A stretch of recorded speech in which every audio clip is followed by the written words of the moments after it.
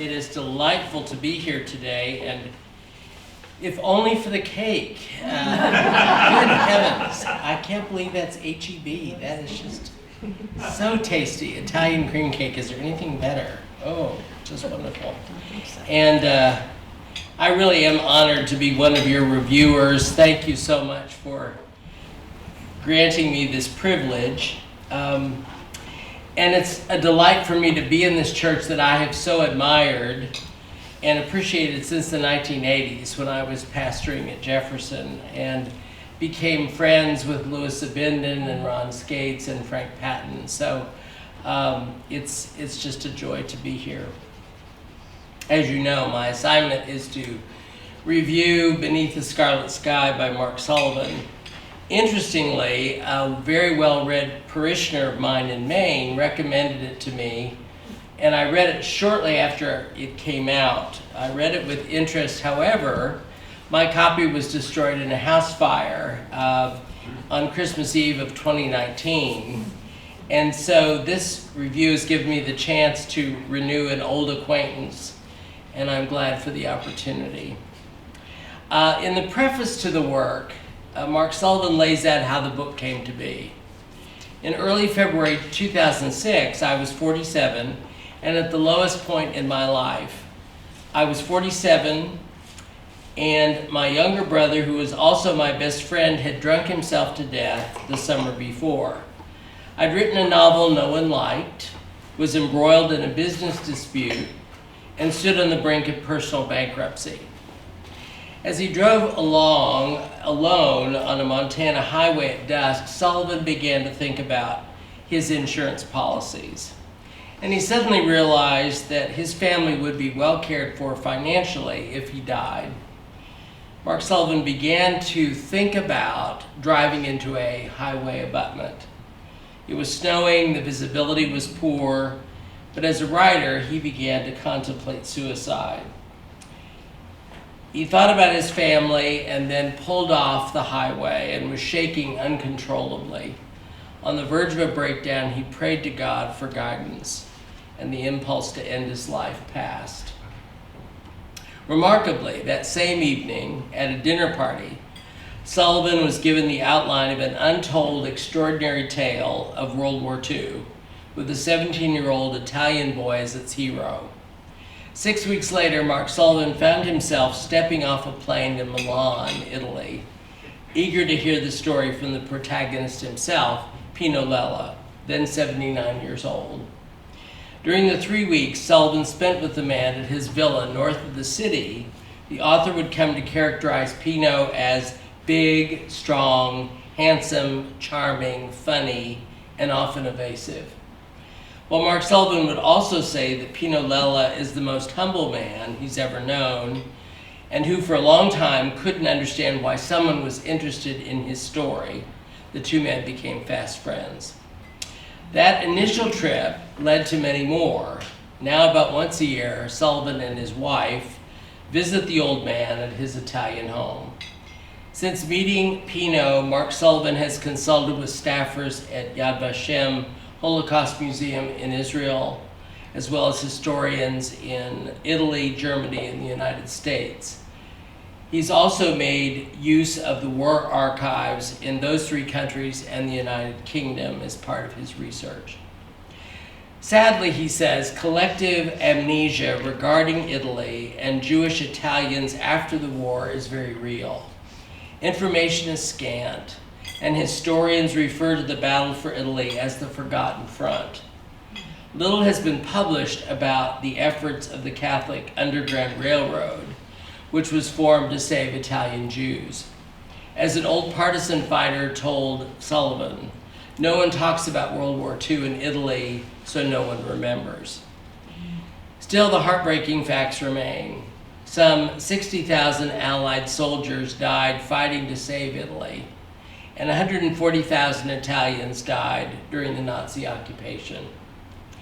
As he put together Beneath a Scarlet Sky, Mark Sullivan became certain that it is not a work of narrative nonfiction, but a novel of biographical and historical fiction that used closely to what happened to Pino Lella, between June 1943 and May 1945. As the novel opens, the Nazis are struggling to keep hold of Italy, and the 17-year-old Pino dreams of a date. As he walks with his friends near the Duomo, Pino says confidently, "I'm going to meet a beautiful girl today, and we're going to fall into mad, tragic love and go on grand adventures with music and food and wine and intrigue all day, every day long." As luck would have it, Pino spotted the woman of his dreams outside a bakery that very afternoon. He asked if she would meet him that night at the cinema, and she told him her name was Anna. Pino and his younger brother Mimo sneaked out of the family's apartment that evening to go to the movies. Anna didn't show up, but the boys had an entertaining evening until the Allies began bombing the city. Pino and Mimo escaped back home. Mimo is sent to Father Ray, a priest who ran a home called Casa Alpina for about 40 boys in the mountains. Pino and the rest of the Layla family avoided the evening air raids by taking train rides into the country and sleeping in the fields. When the family's apartment and leather purse store are destroyed, Pino is sent to live with Father Ray and the boys at Casa Alpina. When Pino arrives at the train station, he's met by Alberto Ascari, a boy about Pino's age who is sent to pick him up. Alberto dreams of becoming a race car driver and demonstrates his skill and technique on a hair-raising trip through the mountains. Pino promises to teach Alberto to ski if Alberto will teach him to drive. Father Ray welcomes Pino, and on his first morning, awakens him before dawn. The priest instructs him to hike into the Alps. Each day, Father Ray assigns a new and longer trail. After a week of walking, the priest gives Pino the weekend off. He visits Alberto, and the race car driver-to-be teaches his new friend to drive. When Pino returns to Casa Alpina, Father Ray continues the hiking regimen. Eventually, the priest asks Pino to guide 3 Jews, 2 men and a woman, over the mountains to Switzerland. Pino escorts the trio to safety. During the following weeks, Pino continues to lead Jewish refugees and escaped Allied pilots over the Alps. Pino teaches Mimo and several other boys the different mountain routes so they can assist in the effort. On New Year's Eve, Pino celebrates with Alberto and a group of friends. The merrymaking stops when a group of partisans break into the party and demand money to fight the Germans. Their leader, Tito, wants Pino to keep off certain passes or be turned over to the Nazis. As the winter progresses, however, and the passes fill up with snow, Pino makes use of all the routes through the mountains to save the Jewish refugees. The partisans attempt to kill Pino, but he survives.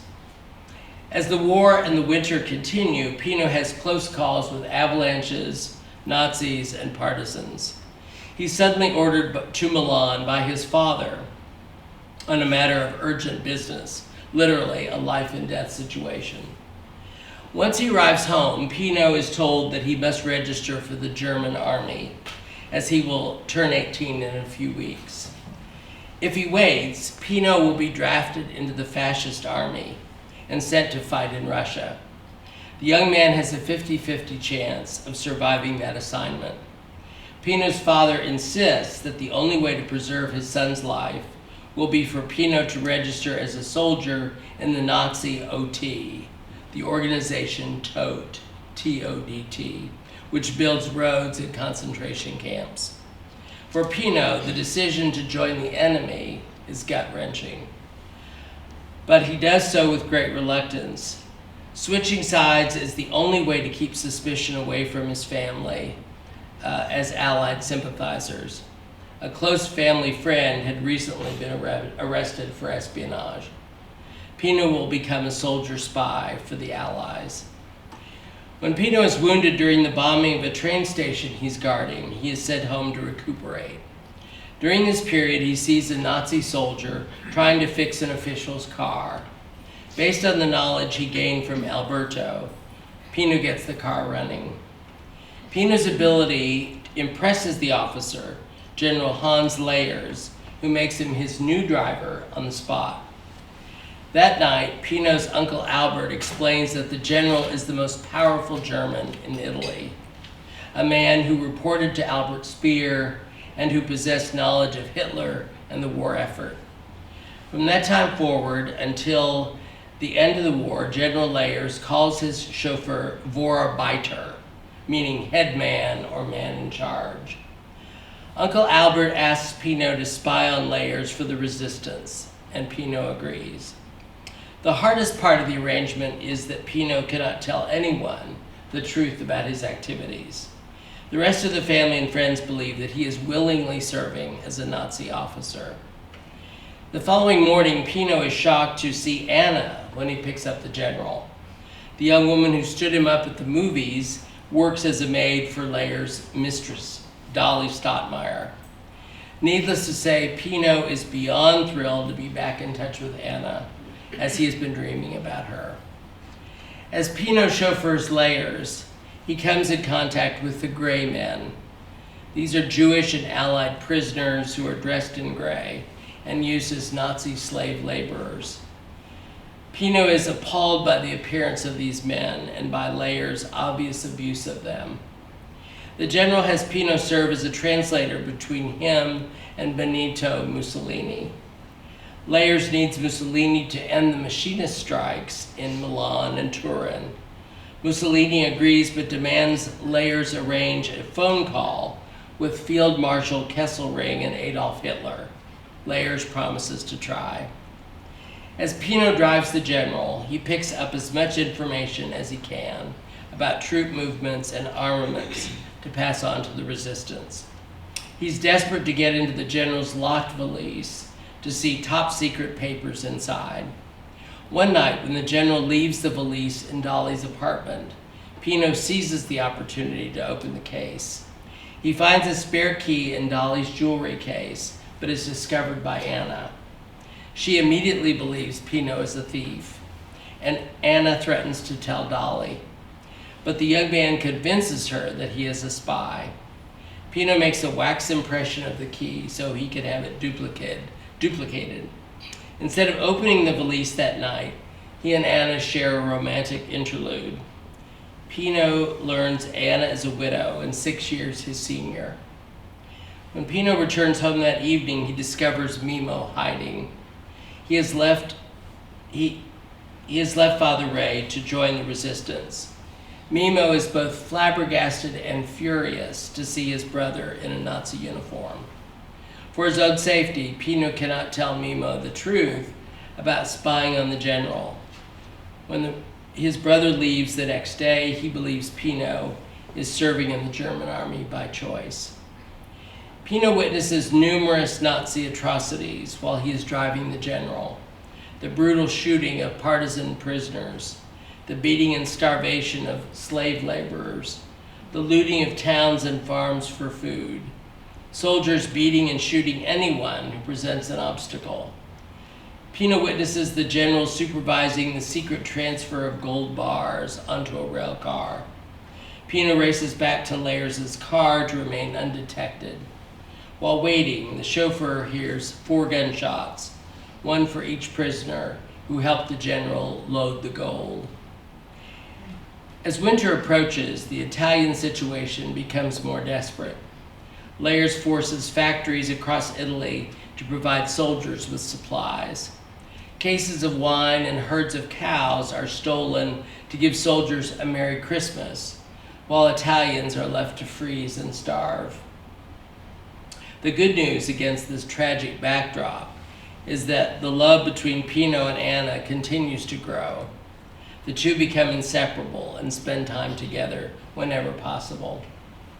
In a rare act of compassion, Leyers saves several Jewish children from being sent to concentration camps. He has Pino take them to the Cardinal of Milan for safety. Leyers also does several favors for factory owners, promising to keep their businesses from being destroyed when the Allies defeat Germany. In this way, Pino comes to see this exchange as the general's method.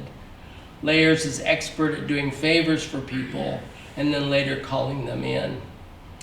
In April of 1945, the war is coming to an end. Mimo returns to Milan. He knows his brother has been spying for the resistance, and Pino and Mimo reconcile. Pino receives orders from the Allies to arrest Layers in 2 days. Pino spends a wonderful night with his beloved before she and Dolly plan to leave Milan for the safety of Innsbruck. Then for me, the gotcha moment arrives in the novel, or I should say the gotcha moment arrives for General Layers.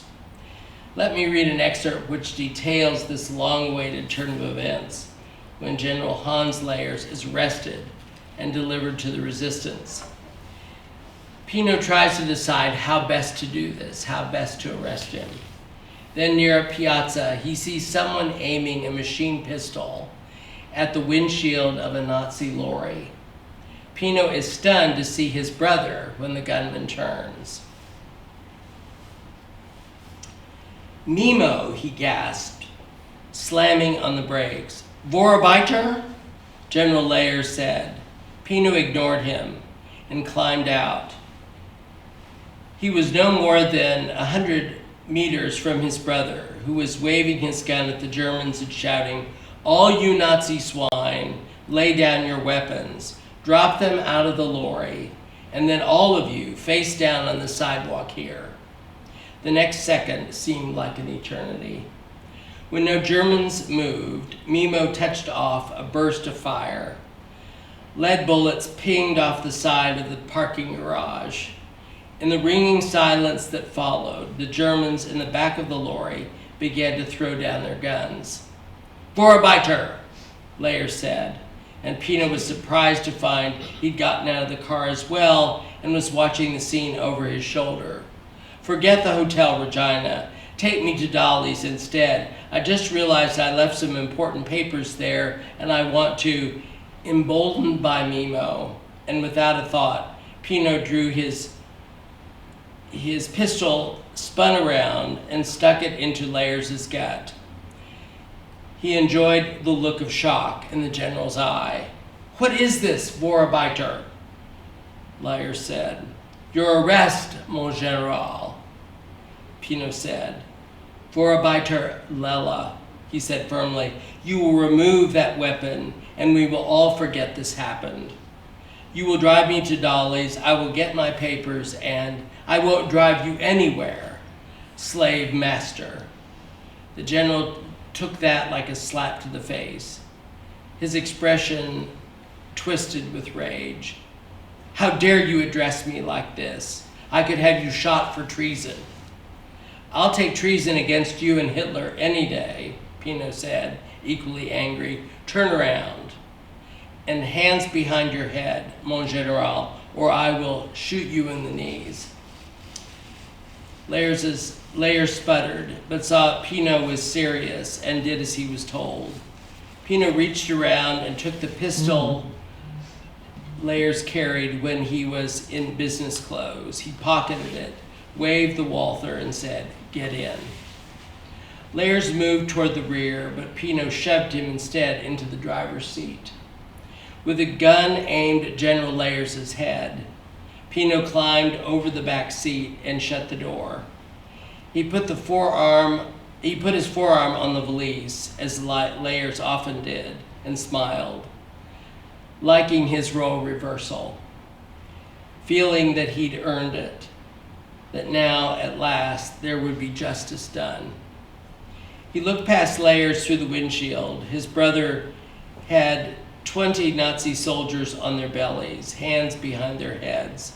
Mimo was unloading and attacking their weapons and stacking their weapons on the opposite sidewalk.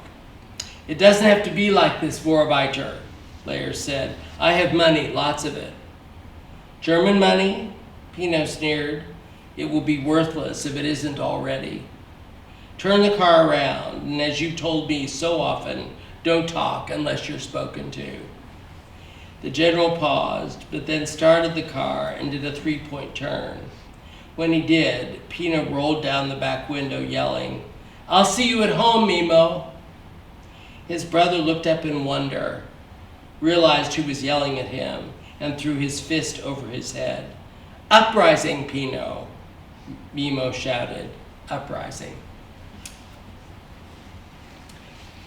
After he turns in the general, Pino walks back to the city. Gunfire and grenades break up the celebrations about the end of the war. Nazis, partisans, and fascists are all searching for control of Italy. In the morning, Pino walks the streets littered with bodies.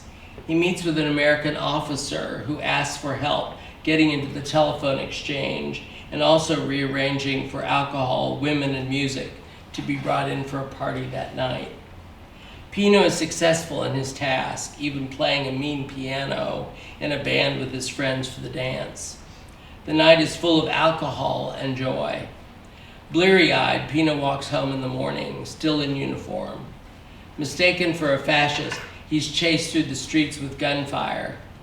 Desperate to escape, Pino runs to Dolly's apartment.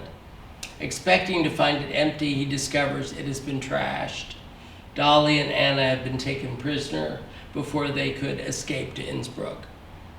In a daze, Pino finds himself drawn to the town square. Nazi collaborators are being led out for execution. Certainly this is the climactic point in the narrative, surpassing the arrest and the detention of the general.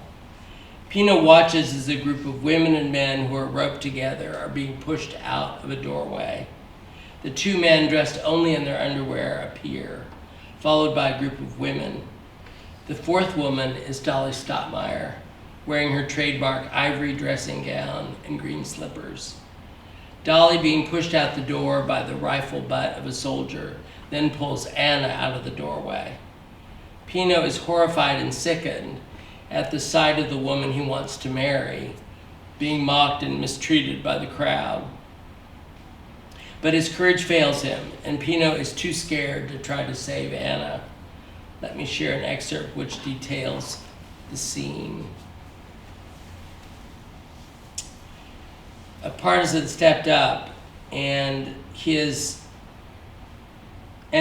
Dolly between the shoulder blades with the butt of the rifle, stunning her into a forward stumble, which yanked Anna out the door. Anna had been stripped in her slip and bra, and her hair had been horribly shorn. Tufts of it stuck out from her bare scalp. Her lips were smeared with so much red lipstick, it was as if she was some sort of grotesque creature in a cartoon. Her terror elevated now that she'd seen the firing squad and heard the crowd heaping its scorn, calling for her death. "No," Pino said, and then screamed it, "No!"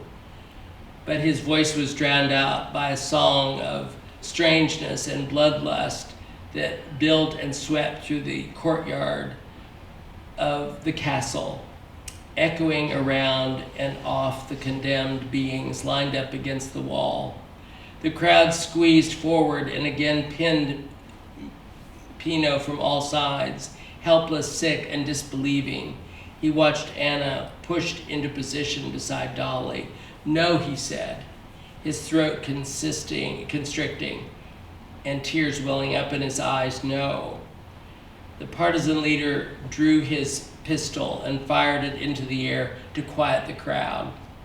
Anna watched in fear and fell back against the wall, shaking and sobbing. The partisan leader yelled, "The charges against these 8 are treason, collaboration, whoring, and profiting from the Nazi occupation of Milan. Their just punishment is death. Long live the new Republic of Italy." The crowd cheered lustily. Pino couldn't take it. His eyes burned with tears, and he began to lash out in frustration, throwing his elbows and kicking his knees until he'd fought his way to the front of the crowd. A partisan saw him coming and stuck his rifle barrel against his chest. "I have a letter, but I can't find it," Pino said, patting in his pockets. "I am with the resistance. There's been a mistake." The partisan barely looked at him. "I don't know you. Where's the letter?" "It was in my pocket last night, but there was a party, Pino said, "Please just let me talk to your commander. Not without something that says he should be talking to you." "We needed to eat," cried a woman's voice. Pino looked over the partisan soldier and saw the first woman on the rope line pleading. "We needed to eat and to live. Is that too much?" Down the line, seeing resigned to her fate, Dolly shook back her hair and tried to lift her chin, but did not succeed. "Ready?" the commander said. Anna started screaming, "No, I'm not a whore. I'm not a collaborator. I'm a maid. That's all I am. Someone, please believe me. I'm just a maid. Dolly, tell them. Dolly, tell them." Dolly didn't seem to hear her. She was staring at the guns rising to the shoulders of the execution squad. "My God," Anna wailed. "Someone tell them I'm just a maid. Aim."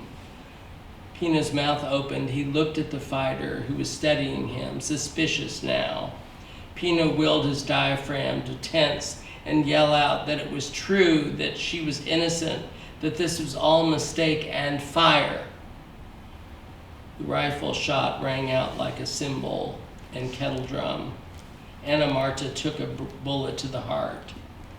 She backed up at the impact, looked surprised before seeming to gaze toward Pino, as if her spirit had sensed him there and called out for him in that last moment before she crumpled back against the wall and died in the dust. The next day, feeling heartbroken and ashamed, Pino goes with the American officer to see the execution of Mussolini and his mistress. As in the case of Anna and Dolly, Pino is appalled at the mob's insatiable thirst for revenge. Pino is asked to help the American one more time. He and his friend are to transport an American ally to safety. Pino agrees, only to learn it is General Layers. He is stunned that his former boss could ever be considered an ally, but feels he has no choice but to accept this assignment. As they are driving out of the city, Pino evades Allied tanks and partisan gunfire. Pino accuses the general of caring only about himself. When Layers argues that he cares for Pino and Dolly and Anna, Pino tells him of the women's deaths. And then Layers delivers a devastating blow. He says that if Pino had not arrested him, Layers would have made sure Anna and Dolly had been evacuated. The general asserts that Pino is the reason Anna has died. Despondent and consumed with guilt, Pino allows Layers to live. Although the young man prays for death as he drives through the war-torn mountain pass, Pino delivers Layers to safety. Before they part, the general shakes Pino's hand and calls him by his resistance code name. Stunned, Pino is left to try to understand who Layers really is and what part he genuinely played in the war. For the last portion of the review of Beneath the Scarlet Sky, let me turn back to the author, to Mark Sullivan, to the novel's hero, Pino Lella, and to questions that have been raised about the novel. A fair amount has been written about the form of the work. Several critics have declared that the novel is not correctly marketed as being based on a true story. A writer by the name of Kat Caliban has posted the following questions about the work, saying that there's no written evidence or paper trails existing either for Pino or his brother Mimo Lella and their heroic activities during World War II.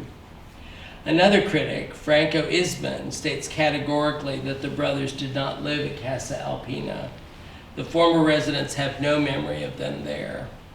Isman further claims that the picture that is used in the novel is of himself, not Mimo Lella. Isman further says the portrayal of Casa Alpina is not accurate. Instead of 40 boys living there, Isman says there were fewer than 10.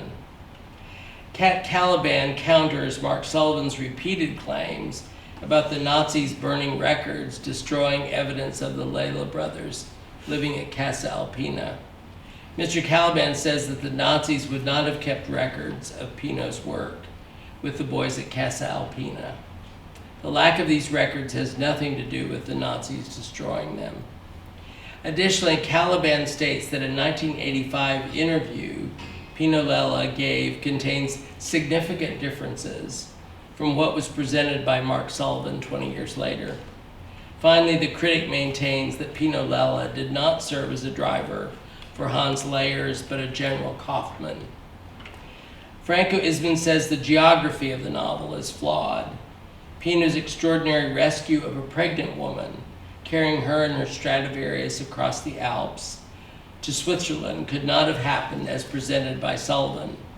Pino stands at the top of a dam to hear the violinist share a moving song of gratitude for her safe passage. However, Isman maintains that the dam was built after the war. Given the geography as found in the novel, Isman asserts Pino and the pregnant woman would have been in Italy, not in Switzerland. Switzerland was another 500 meters up and on the opposite side of the valley.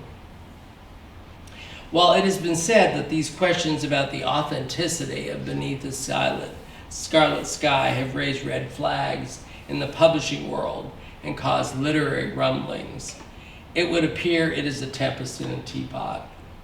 At the beginning of the book review, I cited Mark Sullivan's defense. He calls the work a novel, not nonfiction. He says that it is a work of biographical and historical fiction. To that end, Sullivan freely admits that several of his characters are composite figures. Pino Lella, according to him, made 30 to 35 trips, ferrying Jews and Allies across the Alps. He telescoped those many journeys into two to provide maximum drama and interest. In a 2021 YouTube interview conducted with Mark Sullivan, the moderator said that when basing a novel on a true story, too much fact can kill the story, and too much fiction can compromise the truth. True enough, but most tellingly, Mark Sullivan declared, "I am a dramatist," and I would agree. Such a statement is the reason I believe Sullivan was able to sell the movie rights to the novel. A 6-hour limited series based on Beneath the Scarlet Sky, starring Tom Holland, is in the works. A showrunner was hired to write a pilot. However, production was shut down by COVID. Needless to say, the author looks forward to the future release of the cinema version of the novel. Many have asked what happened to Pino Lella and to General Leyers. The aftermath of the novel certainly answers some of those questions. Pino survived the war and became successful in business. However, he never truly recovered from all he experienced and the loss of his true love. Pino Lella married and divorced twice and lived the life of a jet setter. Mark Sullivan says his protagonist is genuinely humble. Pino likes to say that any competent alpinist could do what I have done. In the YouTube interview, Sullivan reported that Pino was then 93 and in good health as of a year ago. Presumably, he is still alive and well. General Leyers was able to be released from prison and skated by the Nuremberg war trials. Finally, he purchased a large estate in Germany where he lived until his death. Sullivan was able to speak with Leyers' daughter on her deathbed, but questions about the mysterious general remain. Anna, who was called Anna Marta in the novel, was based on the figure of Marta Anna Wycki, who was beatified in 2008 in Lviv, Ukraine, by Cardinal Tarcisio Bertrone. Readers have also asked about Mark Sullivan's latest project. Last year, he published The Last Green Valley, another novel based on a real life story. It details the biographies of the Martels, a Ukrainian family who fled Stalin and Hitler's Europe and eventually migrated to Montana. Beneath the Scarlet Sky has been translated into 37 languages. For Mark Sullivan, the best part of the story has come from his readers. Over 21,000 reviews of the book in English have been submitted to Goodreads. While the points of view vary widely, a majority appear to be appreciative of the work. The most moving letters which Sullivan has received are from readers who detail a lifelong struggle with depression. They credit the heroism and triumph over suffering in Beneath the Scarlet Sky with the courage not to take their own lives. For Sullivan, that life-saving message underscores the miraculous way the storyline presented itself to him when he was also contemplating suicide. In that way, I have the idea that this novel has been for its author a gift that truly keeps on giving, especially during troubled times. Thank you for your invitation to allow me to speak here today, and I think we have some time for questions and comments from any of you. I don't know how many of you have read the novel, a fair number, so you know of what I speak. But hopefully, if you didn't, you have a sense of what goes on in this fairly extensive book. Any questions or comments? You mentioned the book, The Last Green Valley. Yes. Did you say he wrote it? Yes. Mark I read Sullivan that did. too. That's about Ukraine. Did you read it? I have not read it, no, but he published that last year. Yeah. And the story of the Martells family, which apparently they're famous and wealthy industrialists who live in Montana Yeah. and have for some time. So Traveling across, Yeah. getting out as refugees. Out of Ukraine. have you read it? Yes. You have. That's interesting. Yeah. Did you like it? Yes. Uh-huh. Yes. I thought it sounded like just the thing for him to take on something like that. Yeah. So Yeah, like you were it. saying Pino is still alive? Apparently so, yeah. Now probably 93 or so, 4. Yeah, remarkable. Yes. You briefly mentioned this. I'm just wondering, how did the author learn of this man in this story? Well, at a dinner party that awful day when he was really thinking about ending his life, someone said, they got to talking about World War II. Well, I know a story, and it hasn't been told, and he was just very interested because he had nothing to go to, and facing bankruptcy, and really at the end of his rope, and well, tell me more kind of thing. And then, of course, 6 weeks later, he ended up meeting Pino and flying to Milan, and that, of course, was absolutely life-changing. Really, really remarkable. And we know how quickly life can change, and a chance remark or a conversation. I mean, I think we've all experienced events like that. Just kind of amazing. Other comments from any of you or questions? I'll just say one more thing. I find that German general, that seems to be a mystery around him. Very much so. And that he was able to live the remainder of his life Right, in right. Germany. It just, I found that, and those of you who read the novel probably just, it's very difficult to figure all that out. And of course, greeting or saying goodbye to Pino using his code name, which was remarkable and such a shocker, really. What? How would you possibly have known that? And was he just a super underground figure? But if so, he certainly played his part with real horror and cruelty, and it really made no sense at all. His life can be full of mystery. I Yes. just want to comment that it's one of the few books I've read about World War II and what was happening in Italy, because That's right. I did not know No. all that. So Yeah. it was really enlightening to me to find out. Right.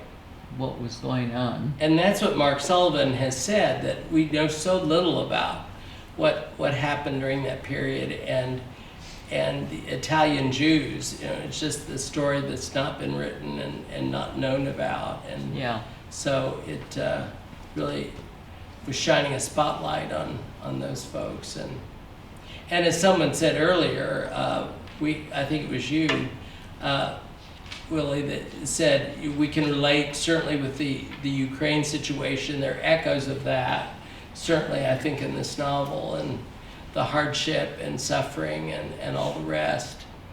There's an immediacy about these pages that I think we would not have experienced any other way. So, And I was curious about when they got to Switzerland, what happened to them. then what? Yes, right. 'Cause they must have had care and Yes, whatever. somehow got absorbed into, or perhaps knew of some folks, but yeah, just kind of a desperate run for freedom, you know. Yeah. Yes, sir. So I think I got this from the afterword of the book, but so one of the priests that was involved, and then there's a bishop that was involved, getting at the authenticity of the history of the Right. trying to save all these Jewish people. They were recognized by, I think, the Catholic Church Yes. afterwards, by Pope John Paul II. That's right. Yes. Yeah. And I mean, one of the harder things to sort out is, you know, who are the good guys and who are the bad guys? Are truly good, truly bad? I mean, it's at times hard to know. But yeah, I thought that was very interesting, and the business about Anna and being based on this woman who was beatified by the cardinal, you know, just